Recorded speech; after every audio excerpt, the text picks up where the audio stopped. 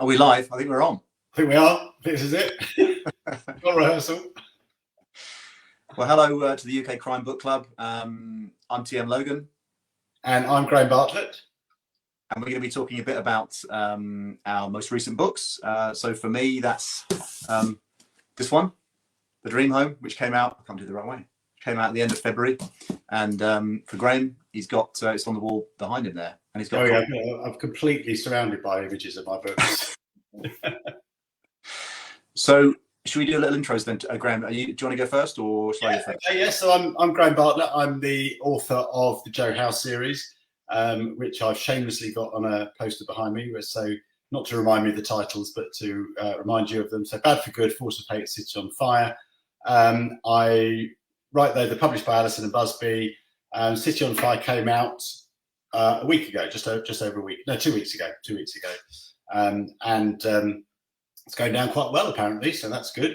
I'm also a crime and policing advisor for about 150 authors and several TV companies, not all at the same time, obviously, but help lots of authors and in terms of getting their policing right and their crime right and as authentic as their story needs, having been previously a police officer. So that's me, really. Brilliant. I'm TM Logan. Well, my name is Tim, actually, and the M stands for Michael. But anyway, I'm an author as well, and The Dream Home is actually my 8th book, so it's my 8th standalone psychological thriller. Some of the other ones you might have heard of include The Holiday, The Catch, The Mother, which was last year, The Curfew, Trust Me, 29 Seconds, and a couple of others. So I was back in the day, I was a journalist. That's how I first got sort of into kind of writing for a living.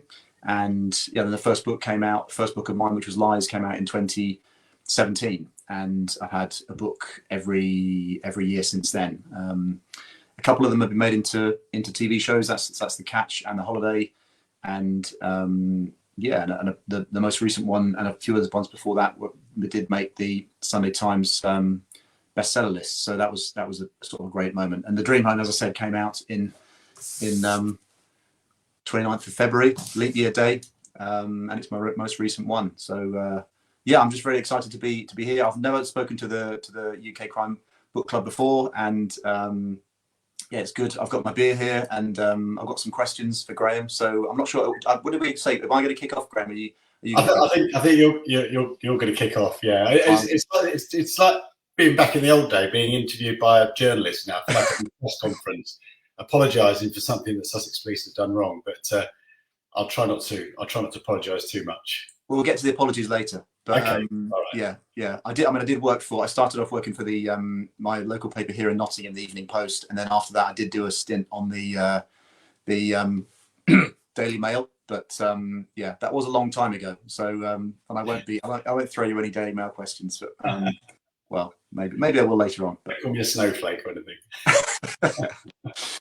So your latest book, which is City on Fire, which just came out, is the third in the series featuring Joe Howe, who's a senior officer with the police in Brighton. I read it, really loved it, and I think I gave you some words which I hope have helped a little bit with the launch. But it's a really kind of really authentic, kind of gritty, British crime novel, and I really enjoyed it. And I've actually only got a proof copy here because I've not got a proper copy, but maybe I should. I'll send you a proper copy. All those nice words, I'll send you one.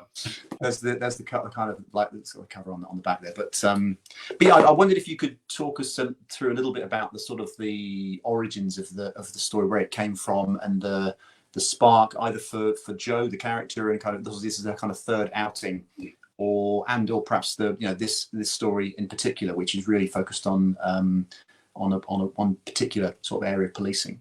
Yeah, sure. So Joe Howe appeared first of all, as you say, in Bad for Good, and she is the divisional commander for Brighton and Hove. So she's in charge of the policing in Brighton and Hove, which is kind of 50% policing, 50% politics, and it's a job that I used to do. So I know it very well, and I know Brighton very well. I I wrote from her perspective. She's the main character because I felt nobody was really writing about how politics influence policing. So Bad for Good is about the rise of vigilantism against the police cuts, and how vigilante gangs are taking over as the crime control method of choice in the city. And she's dealing with the horrific treatment of people that they're targeting, as well as high-level corruption and the murder of her predecessor's son. And then Force of Hate moves it on a little bit, and she's dealing with a neo-Nazi council have been elected into Brighton, and they are using human trafficking victims, euthanasia, and other tactics to fund a major terrorist plot to ethnically cleanse the city. Now, City on Fire is the closest to home, really, for me. So, City on Fire, the kind of premise for City on Fire is that Jo has recently lost her sister to a drugs overdose, and she's taken it upon herself. Her kind of mission now is to try and rid Brighton and Hove of drugs. But set against that is a multi-millionaire pharmaceutical boss called Sir Ben Parsons, and he needs a vibrant drugs community to sustain the substitute opiate drug that he's testing. So he needs as many addicts as Jo needs to get rid of. So he employs serious organised criminals to target Jo and everyone around her in the form of murder, kidnap, extortion, corruption, and basically undermining the whole infrastructure of the police. And it rises to a very, very dramatic conclusion.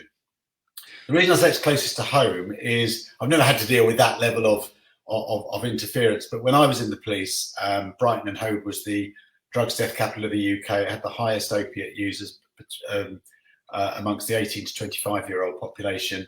And crime was absolutely through the roof, mainly drug-related crime. So I introduced an operation called Operation Reduction, which was effectively decriminalising drugs in the city in terms of the usage, providing people went into some funded treatment places that we managed to secure. And we, over 4 years, I think it was, we cut drugs deaths from about 1 a week to 1 a month, and crime absolutely plummeted. We put about 600 people through treatment that wouldn't otherwise have gone, and it worked really, really well. Now, I didn't have a Sir Ben Parsons, but I had lots of people telling me that I'd gone soft on drugs and it wasn't my job to arrest these dirty... Like the Daily Mail. And like the Daily Mail. Yeah. I know you'd have been a lone voice there, Tim. So yeah, I would have been a voice of reason. But yeah. Yeah, absolutely. So I called it Operation Reduction. That's Operation Eradicate in City on Fire. And of course, as with all my books, and I think anyone that draws their influences from real life, you kind of expand and stretch and really kind of make things a lot worse than they actually are. But I had a lot of fun writing it, and I had a lot of kind of thanks to give people that worked with me back in the day on that operation. Do you still kind of obviously you have lots of contacts in the police? Do you still and your work reflects, I guess, what is an ongoing problem with the police, and it feels like this issue in particular is something that is enormous in America and in particular in cities here in the UK. Does it? Have things, I don't know how long it is since you left the police, but have things kind of moved on since then, or in the politics, or has that got worse or better, or what's the sort of... I mean, I think it's fair to say that politics have become more intrusive than they were in my day. I retired from the police 11 years ago, and that was just as the first tranche of police and crime commissioners came in. And police and crime commissioners, for people that don't know, are kind of the oversight person for the force. So you have a chief constable who's the operational head of the force, and then you have a police and crime commissioner above that. In some areas, the mayor performs that function, but they generally have a deputy mayor for policing. So there is now a direct political link between the governance and the operations, which wasn't really there before. We had police authorities which were much more vanilla, I suppose, in terms of their political colours. So the politics are a lot stronger than they were now. The Home Office are much more intrusive than they ever were. But essentially, policing should be operationally independent, and In fact, I had coffee with a former colleague this afternoon. He used to be a senior investigating officer. In fact, he investigated the Shoreham air crash. People that might remember the Shoreham air crash, he was a senior investigating officer on there, and he was talking me through an investigation that he dealt with, where he was getting intense pressure to make an arrest of a family member, and you know, to all intents and purposes, the evidence was pointing towards this family member, but he was absolutely certain that he hadn't done it, and basically said, no, I'm not going to authorise his arrest. This is my investigation. I'm not authorising the arrest. We're not going to arrest him, which turned out to be the right decision. But it took an awful lot of moral courage against the political and the media impetus to arrest this person, which he refused to do. And I think we're at risk of losing some of that. I think the politics will become almost irresistible, and it'll start to take over. Because your protagonist Jo, she has a lot of moral courage, and she kind of has a lot of, she's quite principled. Is that, and obviously she's a female officer. Is that been a difficult thing for you to do, to write as a male author writing a female protagonist? Is that something you have kind of grown into over time, or is it something you've? Because I get asked this question as well, because some of my books have got female protagonists, and I think it's always quite intriguing to to try and figure out people's processes around this. But did you find it difficult initially writing from a female perspective, or was it something that came naturally? It's fair to say, in Bad for Good, yes, I did, and the reason I did it was because as I say, I did that job before, and I wanted to kind of avoid me slipping into an autobiographical character. So I thought, well, one way to do it is to change gender, and then I'm suddenly thinking of somebody else rather than myself. So initially, I found it quite difficult. I had some fabulous help from some former senior women colleagues who really educated me about what it was to reach the levels that Jo reached, or Jo's at within the police. And I'm acutely aware that as a straight white man, the promotion pathways are kind of designed for people like me. They're not designed for people like Jo. So just listening to some of their experiences, I was then able to kind of understand Jo a little bit more. And I have to say, as the books have gone on, it's become more natural. I wouldn't necessarily say easy, because I do still fall into fall down pit holes on it. But it's become more natural for me to kind of think as Jo. But it was a learning experience, and as I'm sure you found it as well. It's you're kind of forever trying not to masculinize your protagonists. Yeah, I get that, and I get sort of sometimes told I write a first draft, and then my agent, my editor, will come back and say, when she does this is a bit of a sort of response that a man would have, or this is the way that a man would do it. And I'm like, I'll look at it and I'll think, yeah, actually that's probably what I would do, and it's perhaps not what this person would do. So I find it really useful to get that, like you say, the sort of other perspectives on it, and to hear from people who can sort of put their own experiences into it. I've got a question for you, which I get asked, and I'm terrible at answering. So I should have asked you this before, but to give you a bit of prep, but I'm not. I'm going to just spring it on you. Oh, thank you. Daily Mail, you see, Daily Mail. You can take Tim out of the Daily Mail. You can't take the Daily Mail out of Tim. It was a long time ago. Okay. No, it's not a gotcha question. It's just a a couple of my books have been adapted for TV, and people always say to me, or with the new books, or with Dream Home, whatever, they say, well, which actor did you think would be good for this character, or which actor did you think would be great for for Adam in the Dream Home, or his wife, or this, that, and the other. And I'm really bad at sort of knowing actors' names. So I was going to ask you if you had anybody in mind perhaps in the future, if there's an adaptation of your books, is there someone, or was there somewhere in your head when you were writing it, you were thinking, well, this person's just like, such and such an actor? Or was that, I don't know if there's any, maybe it's a bit of a tricky question. Well, no, it's interesting, because I must have known you. I didn't know you were going to ask that question, but I actually tweeted this week. Who do you think should play Jo Howe? Okay. I do have some ideas, but I don't. I didn't think when I was writing Bad for Good that anyone was even going to publish it. So I was miles beyond thinking who was going to play it. But I think my two my two front runners, and I can see some names going in the chat now.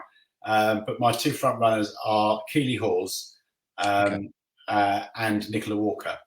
I think they'd both be very good. But I've seen some fabulous ones.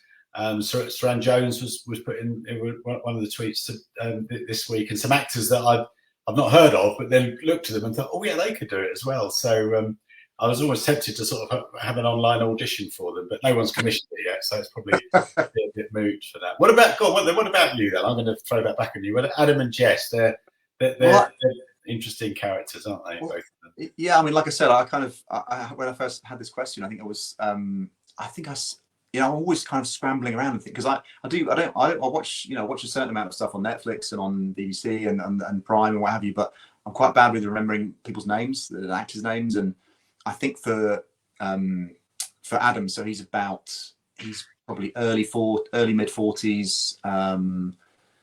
I think one of the guys I said was Paddy Considine, but I think he's probably not the right age for it. I really like him as an actor. I think he's really got a lot of range, and he would be really good. I don't know, Richard Madden or someone like that, but he's going to be massively in demand. Yeah, I don't. I mean, Richard Armitage has narrated a couple of the books, and he's great. But again, hugely in demand for lots and lots of things, and he's on. He hated it. I mean, I listened to The Dream Home on Audible with Richard Armitage, and he's brilliant. I mean, he'd be a fabulous Adam. It's hard to get his voice out of my head thinking about Adam. Yeah, and he's from Leicestershire originally, so he's kind of just down the road from obviously the book is set in Nottingham, and Leicester is very close by. So even sort of although he can do any accent he likes, I think, but even sort of on that on the geography of it, he would be a great choice. But yeah, I don't know. I get asked this question, and I always think afterwards, right, I'm going to go away, I'm going to write some people down, and then I'll remember who they are the next time I get asked, and I never do. So. Did you ever guess Jason Watkins for the lead character in The Catch? No, because in the book, obviously, I don't know if you've read The Catch, but he's basically one of those characters where in the book he's in his late 40s. So I was writing it in 2019 or something. He's 6'2". He's slim. He's going great, and he's basically me. Effectively. Yeah. So. And he lives in West Bridgford, which was where I lived at the time in Nottingham. And so when they cast Jason Watkins in the role, obviously first of all you think, well, that's incredible, because he's got the BAFTA and he's kind of done all these different things, and it's he's got an amazing pedigree, and I thought he was really good in the role, but he kind of brought something different to it. He brought a sort of a different He approached it in a different way, obviously, because he's a different type of actor, and but no, I wouldn't predict it. I didn't have any kind of role in the casting of either of them. So, but no, I've certainly got absolutely no complaints with him, because he's brilliant. And we met him on set for one day in August when it was being shot, and he's a very nice guy. And he strikes me as that. Yeah. So I advised on Coma, which has just come out on Channel 5, that he's been in. I think it was shown about 2 weeks ago. And when I didn't go on set when I was reading the script. I didn't have him in my mind for it. He seems to be this kind of versatile actor that can do anything you ask him to, really. Yeah, and he kind of pops up, and once you start to sort of see him and you recognise him, you realise how much stuff he's in, and he's kind of popping up here, there, and everywhere, and things all over the place. So again, I think he's a pretty busy guy, and we were lucky to get him for the Catch. Do you want to tell people about the Dream Home? I've just I've got loads more gotcha questions for you. Oh, have you? I've got one for you. Did you? You can ask me the gotcha questions. No, I haven't. I'm going to ask you one. They're nice. The Dream Home is currently, you're not allowed to look. The Dream Home is currently a bestseller in Amazon, #1 bestseller on Amazon. Is it? Guess the category. Oh, I think I know this, because my editor's boss tweeted something about this a few days ago, and it was a bit funny. It was something like home improvement or it's #1 bestseller in home improvement guides. Yes. And if you've read The Dream Home, not really a home improvement guidebook. No, that's the Amazon algorithm, I think, doing its thing. But yeah. It's still got, you've still got the gold tag there, so take it. Yeah, I'll take it. I'll take it. So do you want to just? I mean, I think it was an incredible book. I was absolutely the way when I want to go read a book quickly, I'll get it on Audible and read it quickly, and then I always know if I'm enjoying it because the dog gets longer walks. I drive the long route round to everywhere just so I can have time with the headphones on. But tell us about The Dream Home, because it is an incredible book. Yes, The Dream Home is about it's kind of based on a sort of something that a lot of people go through and met several times in their life, which is, moving house. And it's about a family who move into a house in an area of Nottingham called the Park, which is a quite it's right in the middle of the city, and it's right next to the castle, and it's where lots of it was built in the Victorian period.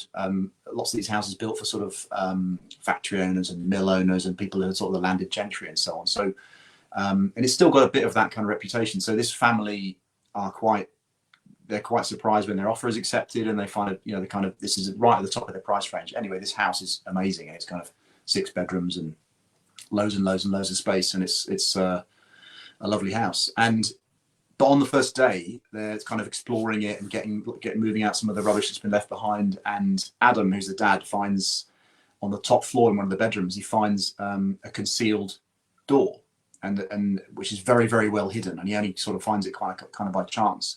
And when he opens the door, there's a kind of a void behind it, a little room, a small room with a chair and a side table and a dresser in there, and which has not been touched or disturbed for many, many, many years. And he looks at all these things, and he's opening the dresser, and there's various items in there, and he kind of becomes a bit obsessed with finding out why are they here and who left them behind, and were they kind of family heirlooms, or were they kind of treasures that someone's forgotten about, and so he wants to try to sort of reunite them with their original owners. And then that's really how the story kind of starts. And it was inspired in part by some friends of ours who had an experience a bit like that, in that they moved into a house, and the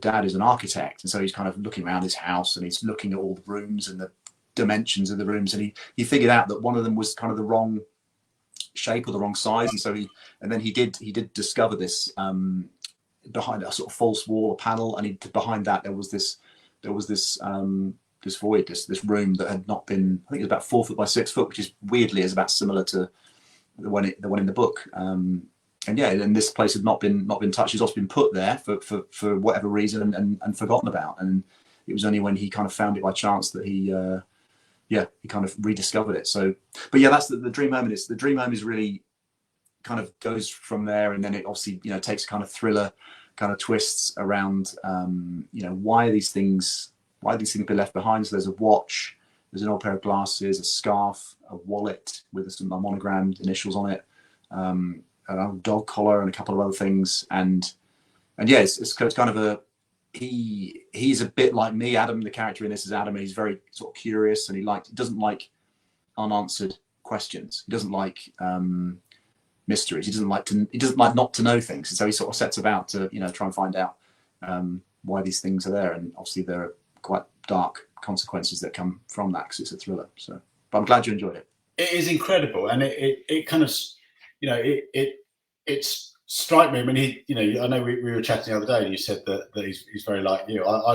I'd probably, if I started doing that, my wife would just grab all the stuff and say, just get on and do some proper work. But you go through it, and you just think the easiest thing for him to do would be just to kind of ditch everything. I mean, he does have a bit of unexpected time on his hands, so he needs to kind of make use of that, but without giving anything away. But he is absolutely tenacious, and you're kind of with him all the way, and these characters pop up, and you just think, God, and I mean, don't take this as a compliment, because I never guess anything, but when I'm reading books, even though I used to be a detective, but I didn't guess it at all. I had so many names in my head as we were getting towards the end. I was thinking, and then it all kind of, then the reveal, and I just thought, I'm just rubbish again at because I used to work on evidence. I didn't used to work on intuition. So, but it is an incredible book, and we were talking about it's as you said, it's a real part of Nottingham. It's almost kind of like this sort of island in Nottingham of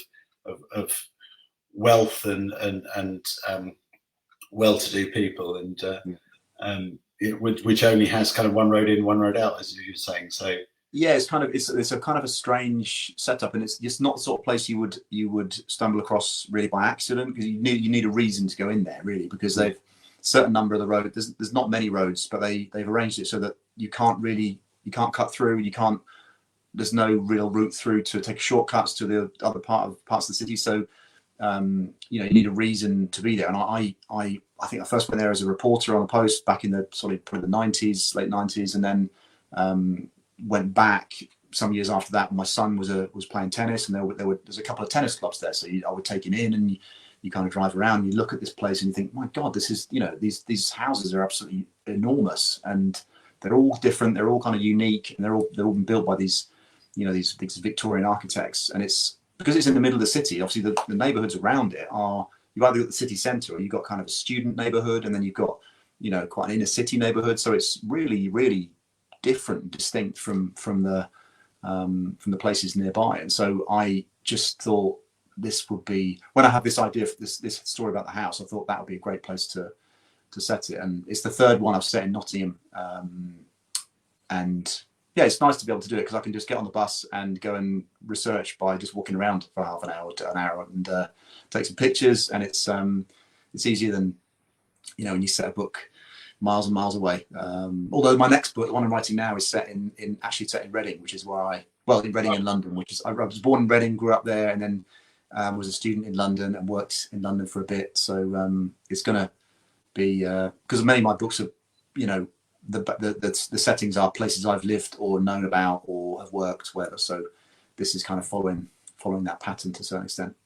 I mean, how important is place to you? Because I've never, I've been to Nottingham I took the daughter to a university open day there once, and I think that was about it. But I got a real sense of place from the dream home. I wouldn't say that I could find my way around Nottingham, but I kind of got the vibe very, very clearly, I think. And how important to you is setting and place in your books?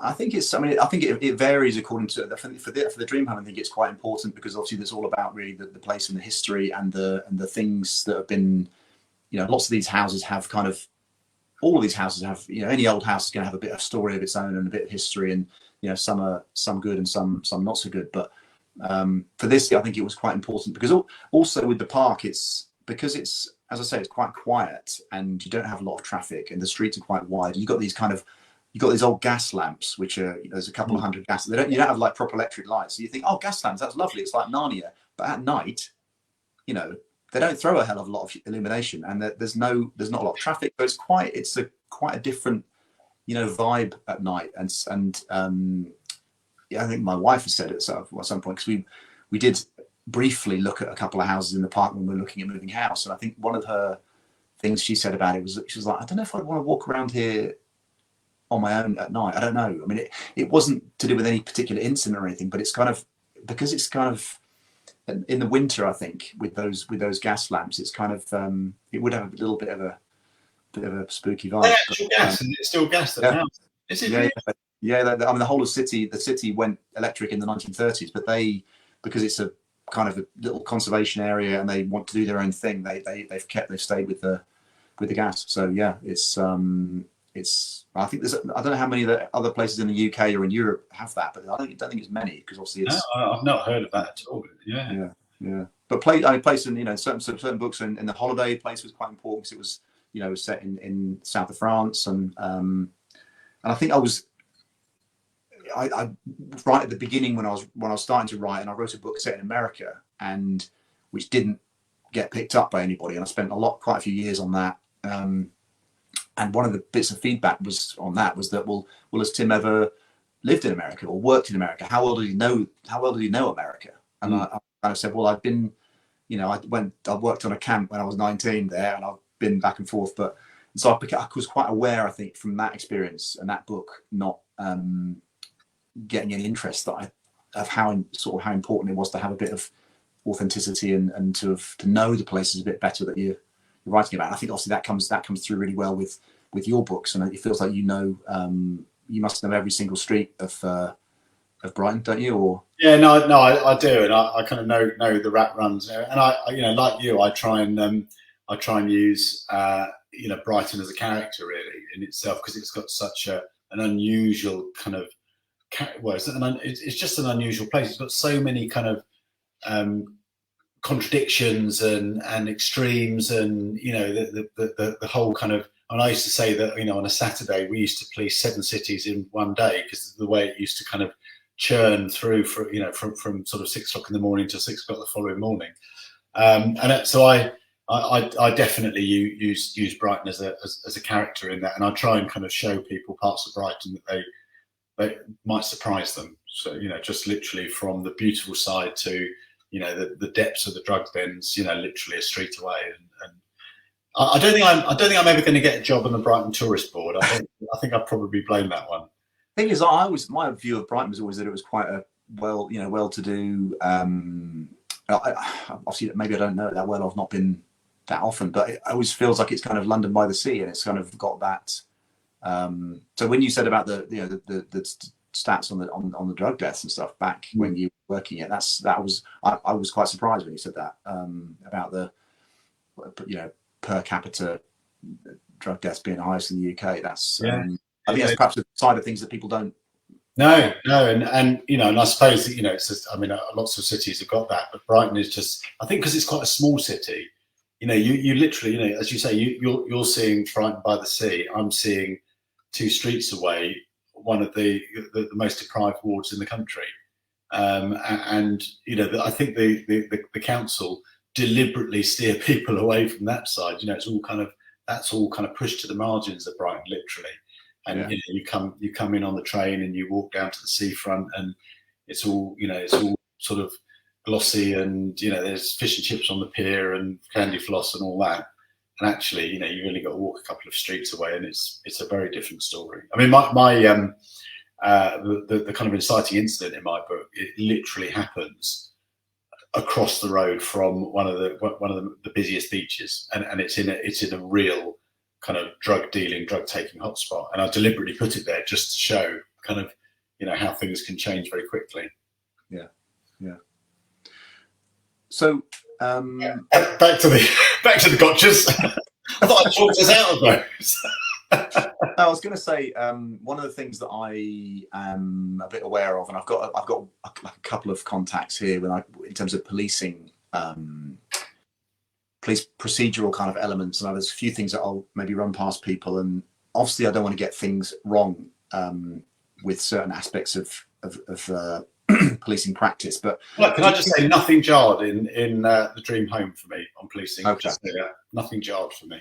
Okay, excellent. Do you find that I think, because in the beginning of City on Fire, you mentioned that in your kind of author's note, you say that you're not 100% sort of using every police rule, that you're sort of bending it slightly. Is that's for story reasons? Yeah, 100%. And that's what I say to. It's my kind of get out of jail free card, really. Is that little thing. But that's what I say to I say to authors that I'm advising, that you're not looking for reality, you're looking for authenticity. And when I say to you, nothing jarred, that's a good thing, because it's not exactly as it would be, but it would be really dull if you wrote it exactly as it was, but it was authentic and the characters were plausible. So sometimes that means you have to kind of, I've combined roles on mine, because I need to keep my characters list down. I've kind of compressed timelines where it's appropriate. I've created departments and that sort of thing, just purely for the purposes of the story, because I'm a real passionate believer that the characters and story come first, and the procedure and the reality of policing is just, you just need that to shore everything up. It can never be that can never be the point of the book. Yeah. Are there any shows? Perhaps you don't want to answer this. I don't know. Are there any shows TV shows or films that you can't watch because they just make you want to throw the remote at the screen for the Line of Duty? I've got no shame. Line of Duty is, and my son's in the police, and he knows my views on Line of Duty, and he lives at he lives at home, and I was walking through the lounge, and literally within the 15 seconds it took me to get from one side of the lounge to the other, I heard 4 errors on that, and I said, "How can you watch it? Look, they got this wrong, this wrong, this wrong." and he just said, "Dad, get a life. It's a drama." And so that was my son, who should know better. But yeah, no, Line of Duty. I think with programs like that, it's a shame because that, you know, it is a brilliant drama. You know, it does so well. It, you know, smashes the ratings, and that's for good reason. But I think they could have their cake and eat it. I think they could have the authenticity in there, and I think people would then talk more about the story, because lots of people talk about it not being authentic and being ludicrous in some places, in some parts as well. But the flip side of that is Happy Valley, which is absolutely spot on for the drama. You know, again, it's the advisor, Bob and Carol Bridgestock, did one and series 1 and 2, and somebody else is doing series 3. But for the drama, they absolutely get the characters and the procedure right as far as they need to go. So they're the 2 extremes for me. Because I think she had a serving officer or a previous officer. I think yeah, Bob Bridgestock, who's a crime writer as well. He's actually represented by the same agent as me. Used to be head of major crime for West Yorkshire, and he was heavily involved in series 1 and 2. And then I think his writing took over, and so somebody else is doing it in episode 3. But yeah, was very, very, very much involved in that, and became very good friends with everybody. Well, I mean, you know, people portray journalists in strange and cliched ways too. You know, they'll foot in the door and yeah, that does wind me up a bit. And I do, occasionally I've had a couple of journalists in my books that are a bit like that. But it always seems like it's a bit of a one note kind of portrayal. You never, you know, it's always going to be the journalist is coming in trying to mess people up or stitch them up or wreck a trial, or I do find that a bit frustrating. And I've read a few books where there's, you know, the journalist doesn't even seem to want the story. They just want to kind of, you know, destroy these people's lives, which are, you know, in the light of, I think, all the revelations about you know, phone hacking and all those things is in a lot of cases these things have gone on. But yeah, because I haven't actually had a journalist as a main character, and I've thought quite often doing that. I haven't done it yet because they always tend to come in as sort of peripheral roles. But I think probably because journalism now is quite different to how it was when I was working, and there are far fewer, I think, journalists doing the job. So, but yeah, I think it's that they do often get a little bit of a raw deal, but. Yeah, which is not to say that, you know, you don't enjoy sometimes if it's well done, like you say, it's a line of duty. Yeah. You know, they can still be fun to watch. Yeah. But, we used to have, when I was in the police, we used to have a really good relationship with the with particularly local journalists, print and broadcast journalists. You know, and I think Leveson kind of threw that out, and it's a shame because I think there's if press and police work professionally together, there's far better outcomes for both than there is. You know, at the moment it's very standoffish, and I mean, I write a column for the local paper, and you know, if I try and, you know, approach a serving officer for, you know, a story or something to write about, you know, it's like, oh, well, I better check this through with the comms office and get it authorised and registered. And I just want to chat, mate. You know, I used to be in the job. Yeah, well, I think the local journalists will always, because they know they're going to come back to you next week and the week after that, and the week after that. They know that they've got to have a relationship. Whereas if you're on the nationals, and, you know, like I said, I did 3 years on a national paper, and you know that you might only see this person once, and so there's no, you know, there's no guarantee they won't behave in a way that is less than completely professional. So yeah, it's all about the relationship, I think, at the end with them, and trying to establish some sort of, you know, rapport or whatever. But yeah.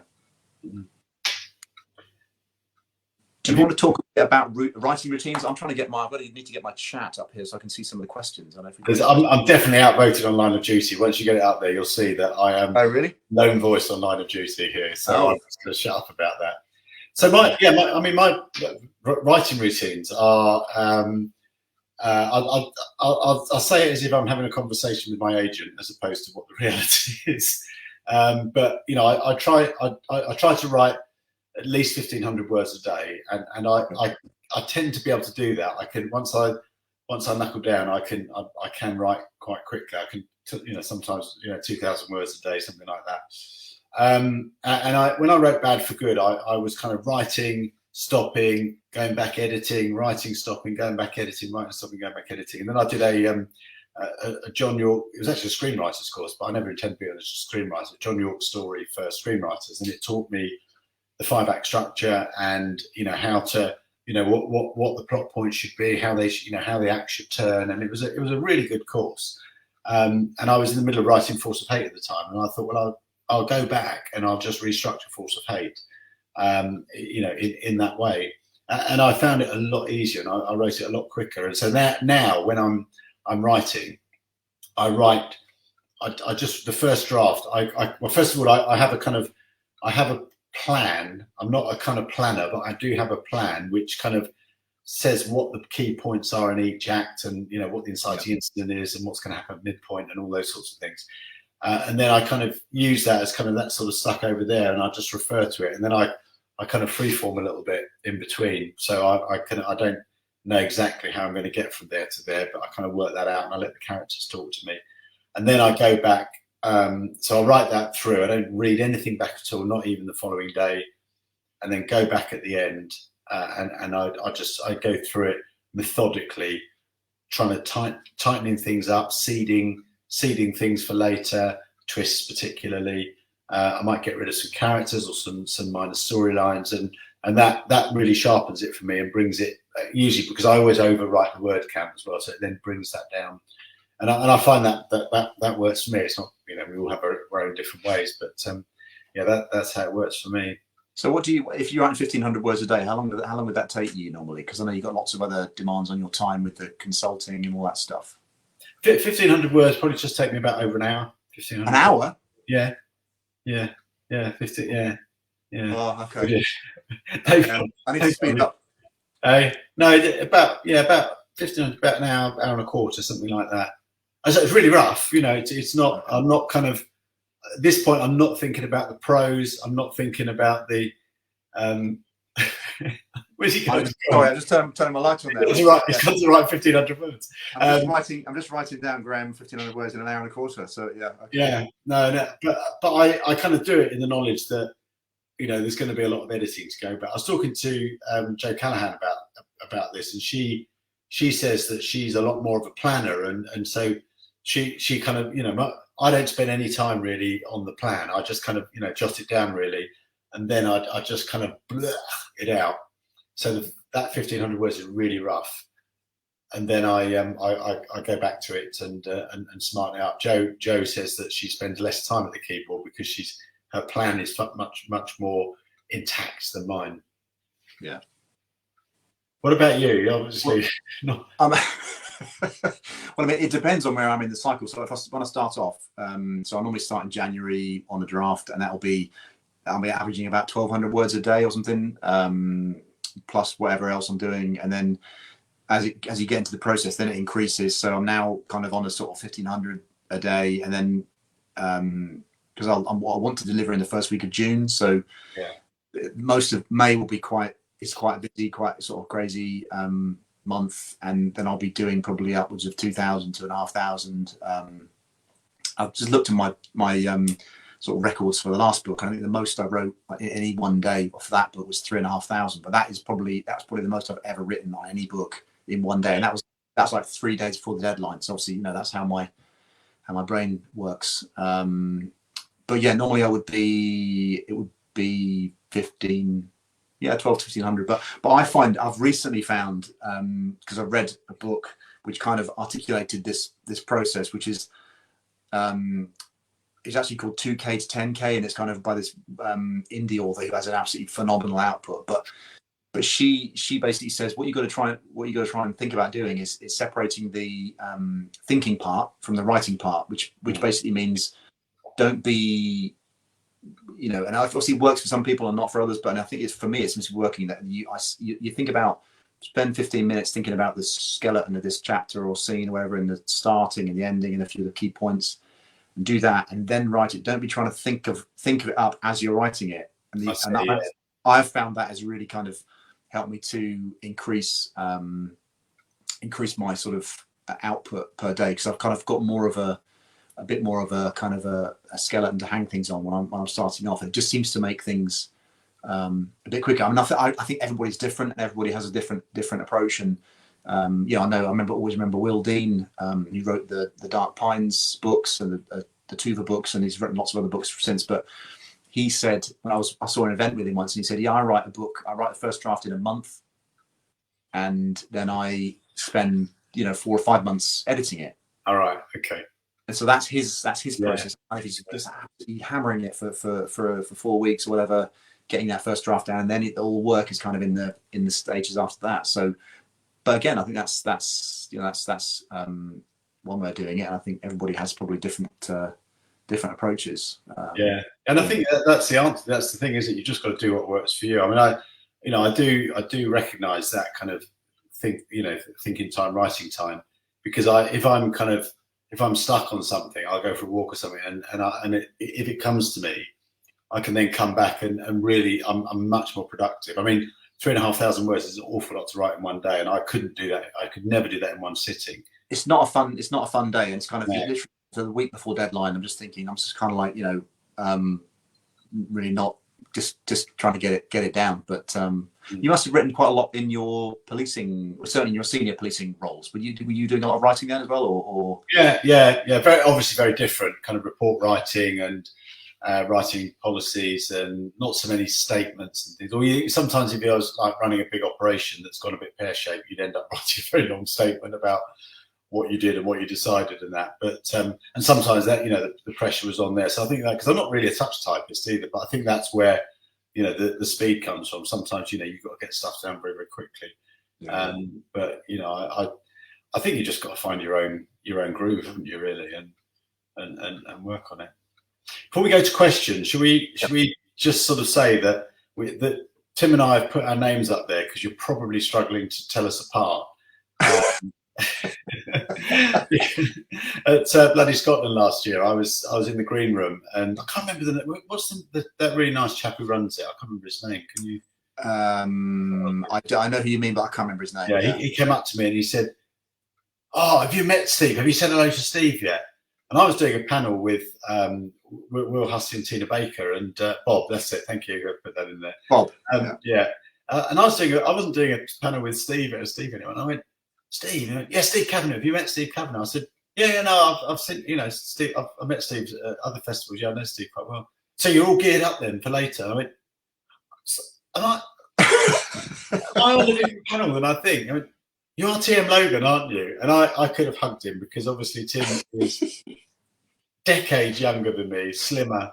His hair's. So I kind of then that was my thing for a while. It was like you never see Tim Logan and I in the same place. We have now. We've only done this whole thing tonight just to prove that we're not the same person, right? Exactly. Yeah. Now let's put that lie to bed right now. Yeah. I think at Bloody Scotland we were just wearing the same shirt that day. That's why it was confusing. I think that might be it, really. But I was taking it that I was younger and slimmer. But should we take some questions? I've failed to get the question thing up, so I don't know on the iPad. So no. Oh right. Oh, that might be it. Can you see? I've got a question. I haven't got all the names, but somebody's asking us. Would you? I can't find it. Oh yeah, Laura. Would you ever do a cameo on a TV adaptation like Stan Lee in the Marvel films, or a person in the crowd like Jane Harper did in The Dry? Of course, you've had two of yours made into TV. So would you ever? I mean, Mark Billingham played a court usher in one of his, didn't he? I remember that. Okay. I did have a cameo in The Catch, actually. Did you? Well, only because we went to the set for a day near Dublin, and we were standing around just trying not to get in the way. And my wife was talking to the director, and then the next thing I knew, he said, "Right, come over here, Tim, and stand there, and then walk forward and look at this corpse when I say action." And then So we did a couple of takes, and I was like, well, I feel a bit awkward because I don't know what the hell's going on. And but yeah, then it was like episode 2, I think it was, and then we watched it with great excitement when it came out, and that scene was cut. Oh so, no! Yeah. You overacted. You overacted. No, I don't know. I think I was like, the corpse. No. No, I think they just it was. I don't know why, but I think we kind of rewound it sort of 4 or 5 times just to check it wasn't like one frame where I was in the back of it. No, it wasn't. But yeah, I'd like to do a cameo, obviously. You know, you could be a police officer. Yours, or you could. I'd probably mess that up. I'd probably mess it up. No, I'd love to do a cameo. It'd be great. Peter James and his wife did a cameo. Similar thing, looking at her body on the beach in one of the episodes of Grace. That's the thing with cameos. You've got to know, and you've got to spotted them there. Oh, how exciting! That was your sort of entry into crime writing, was it, or part of your kind of original? Peter James. Yeah.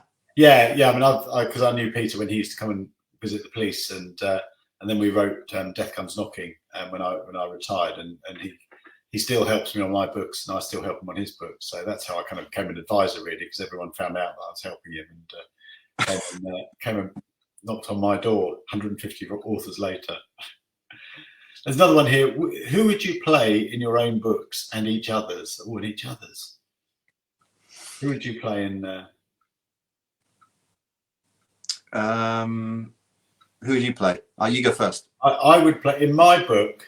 I would play Gary Hedges. I think Gary's the superintendent. He's Joe's deputy, who thinks he's better than he is, and they in Bad for Good, they don't get on very well, but the relationship builds and builds and builds, and he's kind of the kind of roughy, tough. He's like he'll kick all the doors in, and she'll actually try the door handle and find it's open. That's kind of that's how it's. I'd like to be Gary Hedges. And in the Dream Home, what's the brother-in-law's name? I'd like to be the brother-in-law. Oh my god, I can't remember. It's not Sean. No, that's a different book. Well, he's quite an interesting character because he's sort of he's a door kicker.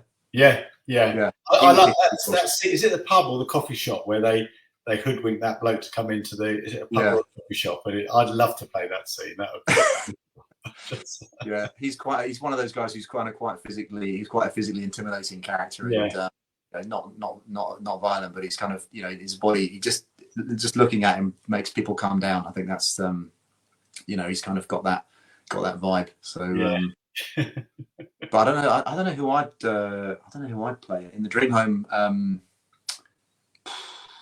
I don't know. Most of the people in my books have a pretty rough time, to be honest. So I don't know whether there'd be any that. Gosh, I don't know. That's another question where I'm not very good at answering. But tricky, those sorts of questions, aren't they? Giving spoilers away. Yeah. Well, that's the other thing, isn't it? You don't want to sort of choose someone that's going to come to a grisly end. Yeah, I suppose in the Curfew, which was a couple of books ago, there was the dad in the Curfew is probably not a bad shout for me because it's quite similar in age and similar in sort of family setup and that sort of thing. So I'm trying to remember his name, but I can't. I've got a spreadsheet of all the names of characters. I sort of feel like I'd always use one twice because you get to the point where you don't want to. So I think they're getting more and more outlandish, the names I'm using, because they're kind of I'm running out of regular names. But I've got a very short memory for names. Sam Brownlee, who's obviously administering us this for today, she does some of my editing. And was it Lizzie's, Sam? I had 2 Lizzies all the way through the book, or someone like that. I had 2.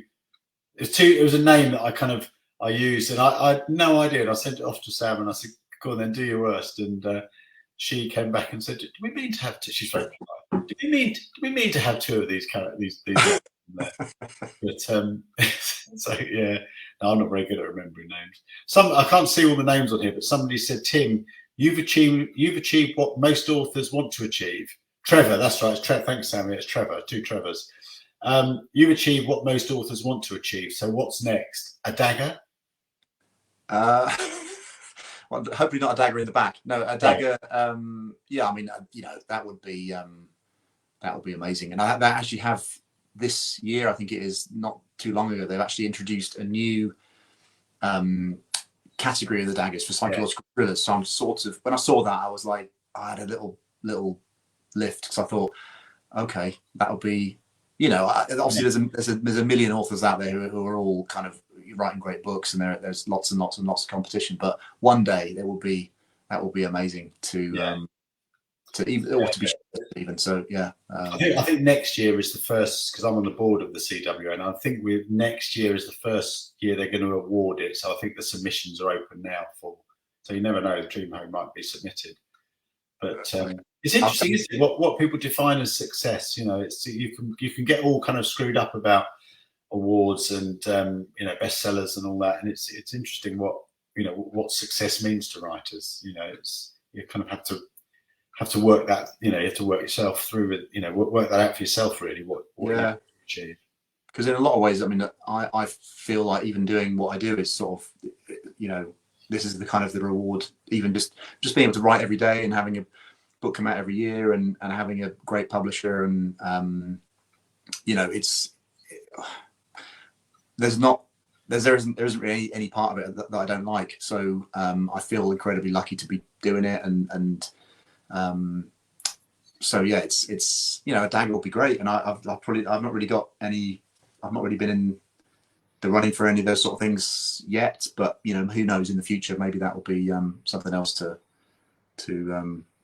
hope for. But yeah, I've got no complaints so far. I'm sort of love what I do, and I know how lucky I am, I think, to be able to do it. So yeah. And I think the thing with the awards is you have to remember, like the daggers particularly, it's sort of 4 or 5 people's negotiated opinion is what gives you a dagger. Because I was judging last year on non-fiction, and there's some brilliant books that didn't even get on the long list, so you can't really odds it.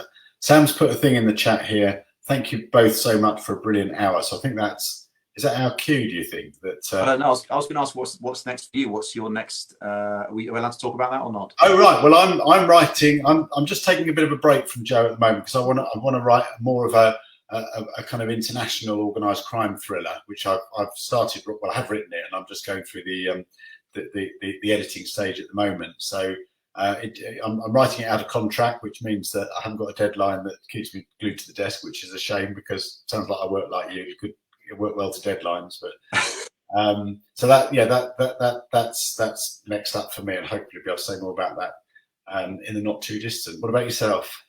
Yeah, I'm just writing the next one at the moment. So that's book 9, which will come out in in February and March next year. So and it's still a little. It's not early stages, but it's kind of.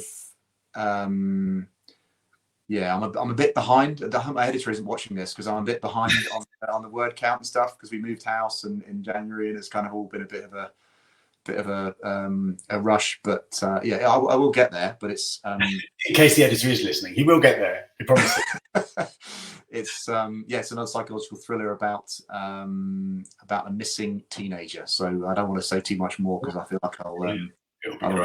But yeah. And where can people see you live and in person over the next few months? I've got a few events. I've got one coming up in, what I'm trying to think. I've got Worcester later this month, and I've got a thing in Reading in May. I'll be at Capital Crime on 1st of June, and got hopefully some other events in the summer. But all the events I've got are on the website, which is just tmlogan.com, and there's an events tab on there. So how about you, Graham? I know you're I'm doing various bookshops, which again are and sort of mini events. I've got Beyond the Book Festival in Brighton tomorrow. If anyone's in the Brighton area, there's a multi-genre book festival in Brighton, which is headlined by Kathy Lett. So doing that tomorrow, I'm part of the organising committee on that. And yeah, Crime Fest, Capital Crime. I'm doing some silly things at Harrogate. We can do a thing called You're Nicked, where you can have you're going to arrest people. Arrest experience, yeah, the full arrest experience. We're gonna trim. We're not going to do all the searching that you might get, otherwise that might get messy. But and we're going to do a mock trial at capital crimes. You can come and see a mock trial in action with a real judge, real barristers who are also crime writers. So yeah, so all over the place. Summer's here, so let's get to those festivals. Sounds good. Tim, thanks ever so much. It's been joy. I've absolutely loved it, and time whistled by. Thank you, Graham, and thanks to everybody in the book club. And yeah, thanks for inviting us. Yeah, thanks ever so much, everyone. Hope you enjoyed it. Take care. Cheers.